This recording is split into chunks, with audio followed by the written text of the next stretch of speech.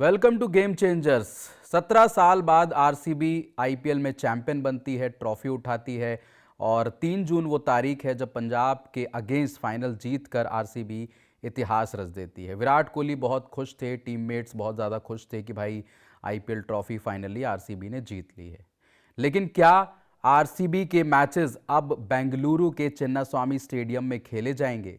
इस पर अब संदेह है, सवाल है, क्योंकि आरसीबी और कर्नाटका स्टेट क्रिकेट एसोसिएशन अब लगातार फंसती जा रही है, क्योंकि कर्नाटका गवर्नमेंट ने आरसीबी और कर्नाटका स्टेट क्रिकेट एसोसिएशन को दोषी ठहराया है उस पूरे स्टैम्पेड का जो भगदड़ मची थी 4 तारीख को, जब आरसीबी का पूरा जो प्लान था कि भाई वहाँ पर आएंगे, स्टेडियम में सेलिब्रेट करेंगे, रोड शो निकालेंगे, तमाम ऐसी चीज़ें जिसकी वजह से वहाँ पर जो फैंस थे, बताया जा रहा 1.5 से 2 लाख फैंस वहाँ पर स्टेडियम के बाहर इकट्ठा हो गए थे, जिसकी वजह से भगदड़ मची। 11 लोगों की जान चली गई उस भगदड़ में और 50 से ज़्यादा लोग घायल हो गए। जस्टिस डी कुन्हा, जो कि रिटायर्ड एक जस्टिस है, उनकी एक कमेटी बनाई गई और उस कमेटी ने ये जांच में पाया कि आरसीबी इस पूरे मामले की दोषी है। कर्नाटका स्टेट क्रिकेट एसोसिएशन इस पूरे मामले में दोषी है और इन पर अब कार्रवाई की जाएगी। पूरी जांच कमेटी अब इस पर ये फैसला लेगी कि भाई ये सभी को अंदेशा था, वहाँ की पुलिस को, वहाँ की सरकार को, वहाँ की क्रिकेट एसोसिएशन को, कि जितनी भी भीड़ आएगी वहाँ पर कंट्रोल नहीं की जा सकती। उसके बावजूद भी ये सारी जो अरेंजमेंट थी वो की गई। वहाँ पे फैंस आए और जिसके बाद बहुत ज़्यादा वहाँ पे हालात ख़राब हो गए, भगदड़ मची और वहाँ पर लोगों की जान चली गई।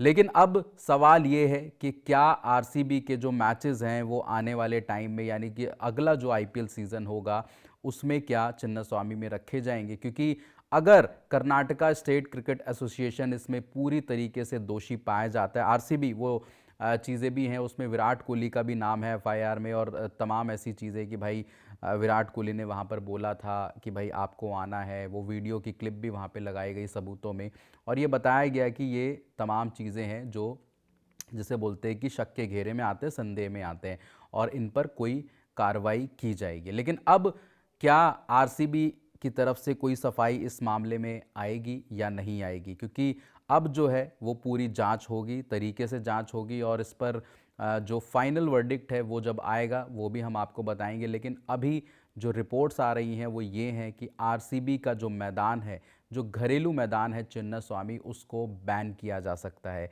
अगर कर्नाटका स्टेट क्रिकेट एसोसिएशन इसमें पूरी तरीके से दोषी पाया गया इस भगदड़ का और जो 11 लोगों की जान चली गई, इसमें अगर आरसीबी और कर्नाटका स्टेट क्रिकेट एसोसिएशन दोषी पाया गया तो फिर आरसीबी का जो चिन्नास्वामी मैदान है वो बैन किया जाएगा। इसमें एक इवेंट कंपनी भी है, वो भी हो सकता है उस पर भी कार्रवाई हो, वो भी, क्योंकि वो ऑर्गेनाइज़र थे। ये आप देख सकते हैं कि कर्नाटका हाई कोर्ट एक तरफ है, आरसीबी और डीएनए जो नेटवर्क है और कर्नाटका स्टेट क्रिकेट एसोसिएशन, ये तीनों एक तरीके से सवालों के घेरे में है। इन पर कार्रवाई होगी और जैसे जैसे जांच आगे बढ़ेगी वैसे वैसे आपको चीज़ें सामने भी नज़र आएंगी।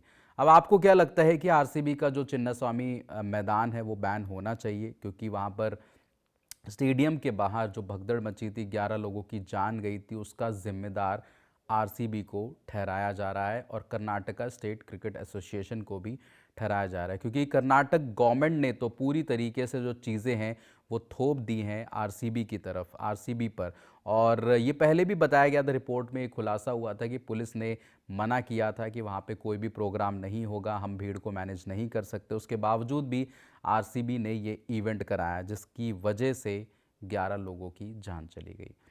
आप अपनी इसमें राय दे सकते हैं कमेंट सेक्शन में। बाकी नाइबर्स पर भी आप हमारे साथ जुड़िए, गेम चेंजर्स का सर्कल है, वहाँ पे जाइए, क्यूआर कोड स्कैन करिए और नाइबर्स को ज्वाइन करिए, वहाँ पर भी आप अपनी राय बता सकते हैं। और गेम चेंजर्स व्लॉग को भी आपने सब्सक्राइब करना है। बाकी जीसी टीवी हमारा नया प्लेटफॉर्म है, वहाँ पर भी जाना है, डिस्क्रिप्शन में आपको लिंक मिल जाएगा, जाइए और सब्सक्राइब करिए। फिलहाल इस वीडियो में इतना ही, देखने के लिए बहुत बहुत शुक्रिया। जय हिंद, जय भारत।